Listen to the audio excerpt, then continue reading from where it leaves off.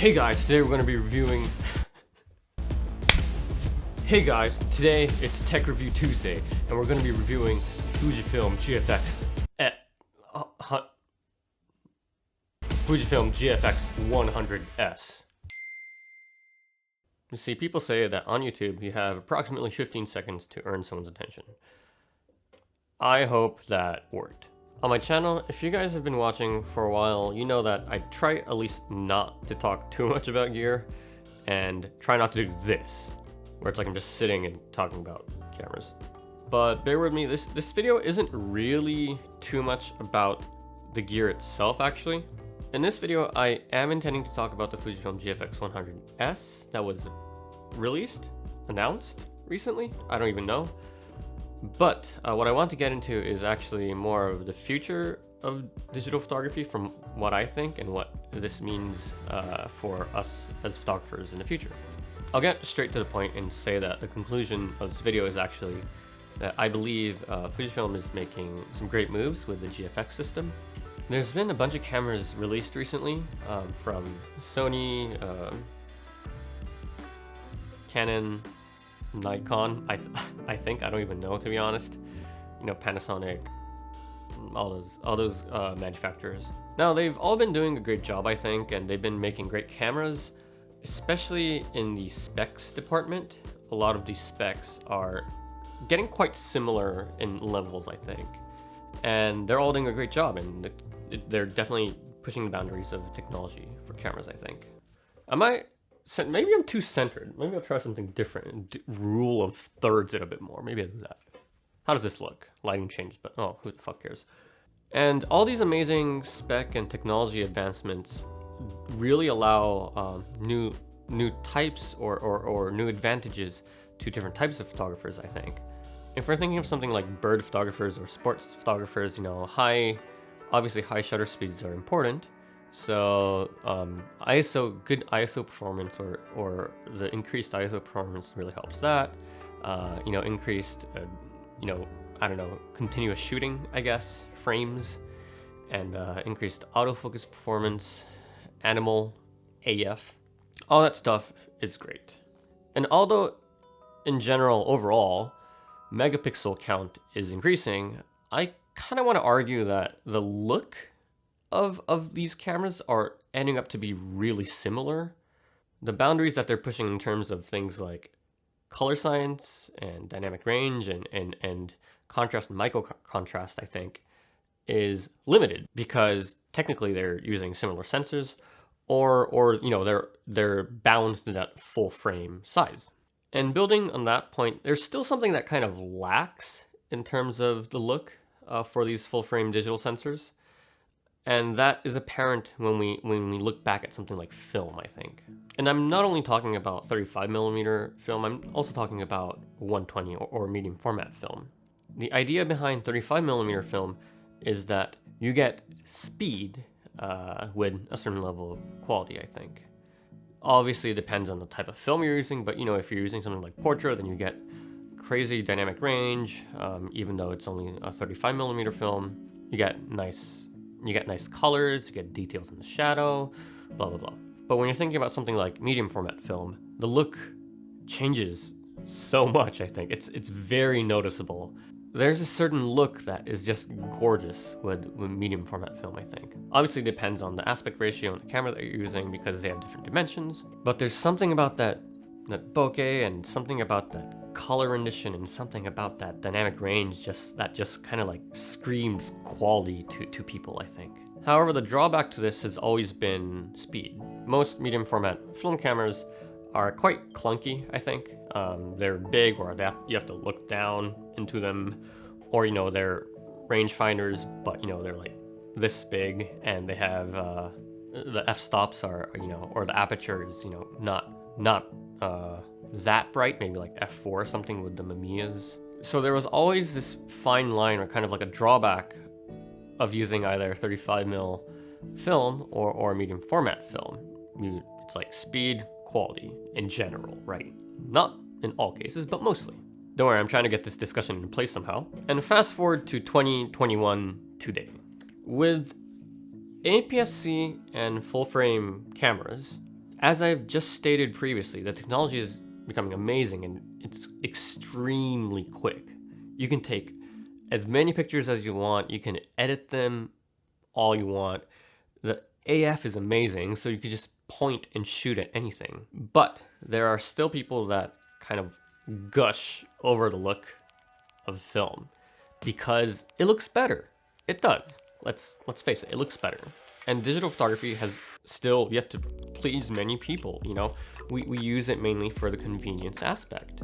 Okay, so what about medium format digital photography then?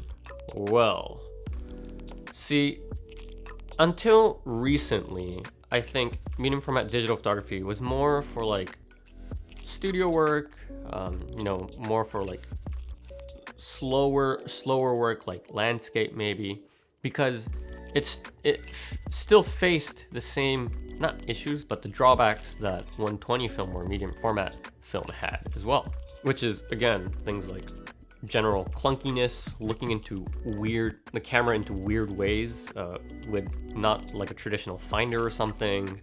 You know, they all have different interfaces too. They all have very different functionalities. So how does digital photography push even more boundaries going forward, right?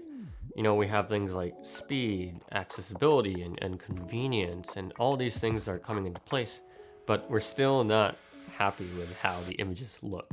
And that is kind of what's most important.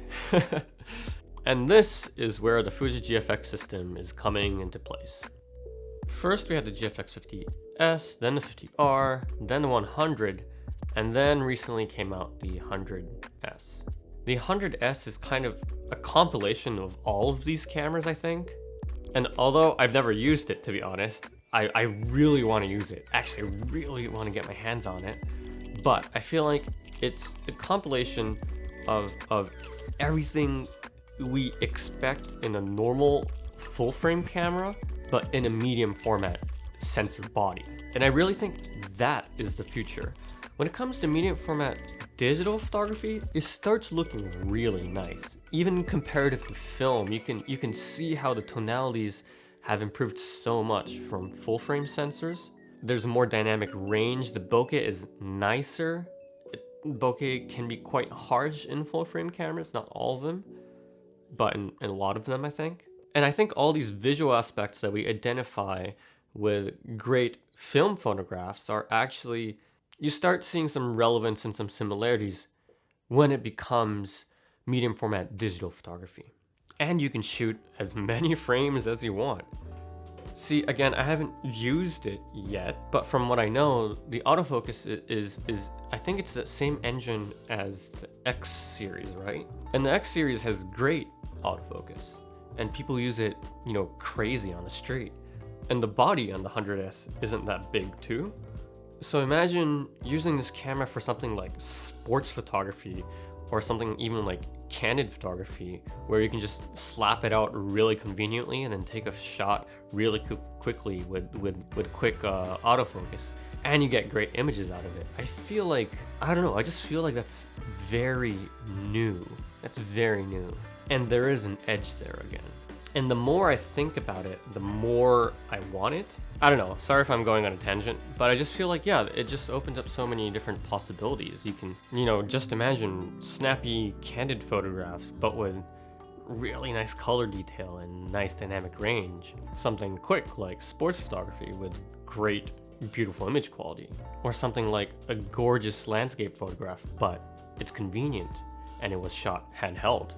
These are just some random examples that I thought of right now. And the relatively cheaper price also allows it to be something hopefully prevalent in the market a little bit more in the future. And that'll definitely drive more technology going into medium format as well. You know, the more people use it, the more people will complain about it, the more technology advances it gets, blah, blah, blah, blah, blah. And finally, I'd like to emphasize that I've never used the camera yet. I don't own it.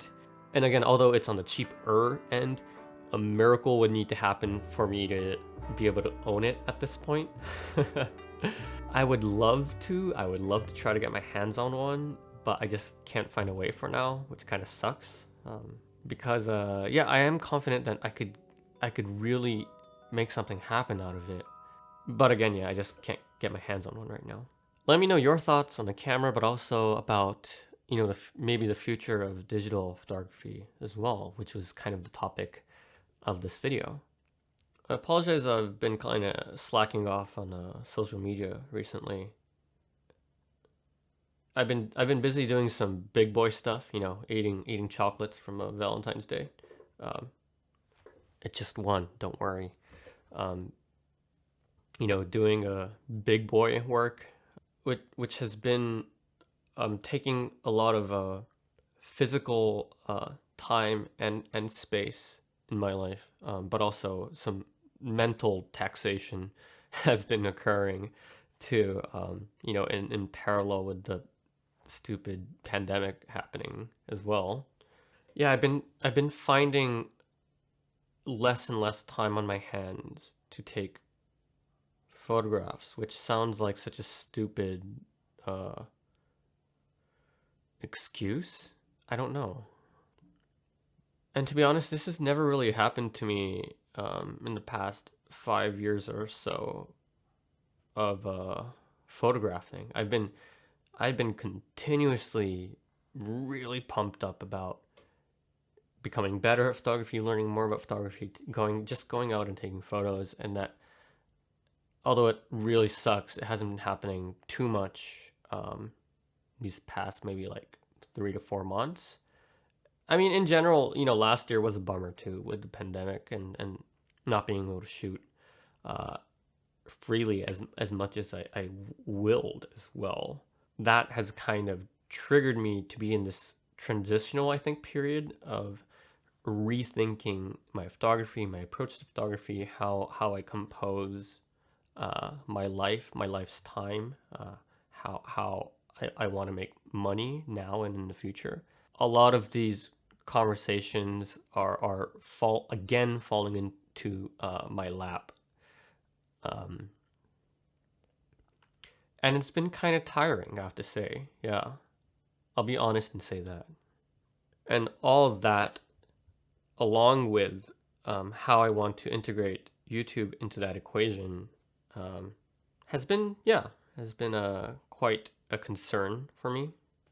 And it's funny because I think pre-YouTube, no. And it's funny actually because I think pre-photography, I've never really been a social media guy. Like I barely used Facebook. I had a few pictures on Instagram, but I barely used it. And now I guess I just kind of have to do it as a photographer, which is really weird. I just want to take pictures, but I guess that's just not how the world works anymore. Sorry for all the negative life talk. Well, actually, it's not really negative. I'm just trying to be honest with what's going on in my life right now. And although I haven't been investing as much time as I want to in photography and YouTube these past months, I've gotten a few deals, I would say, for YouTube. So that means that I gotta upload anyways.